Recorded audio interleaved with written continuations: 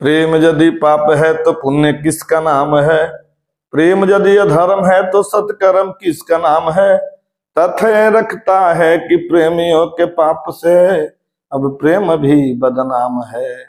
एक भोजपुरी भजन, माता के गर्भ से आने के बाद हम लोग किस तरह रहते हैं कि मशीन बबुआ हो मशीन बबुआ, देहिया यही कर खाना के मशीन बबुआ, कि देहिया यही कर खाना के मशीन बबुआ, कि जो ही जाई बिगौर हारी जई है कारीगर, जो ही जाई बिगौर हारी जई है कारीगर।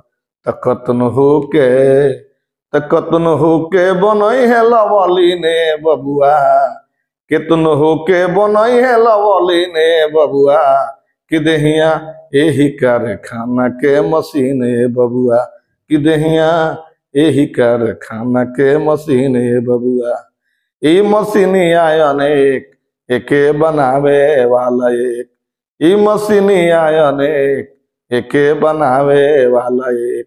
ई तो हटे सिनेमा के सीने बबुआ, ई तो हटे सिनेमा के सीने बबुआ, कि देहिया यही कर खाना के मशीन बबुआ।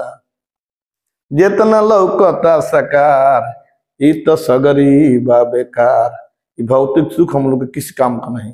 जितना लौकता सकार ई तो सगरी बा बेकार, कि हारी जाई है न गौआ के न बाबे बबुआ, कि हारी जाई है न गौआ के जिम्मेदार बबुआ, कि देहिया यही कर खाना के मशीन बबुआ, कि देहिया यही कर खाना के मशीन बबुआ, देहिया यही कर खाना के मशीन बबुआ।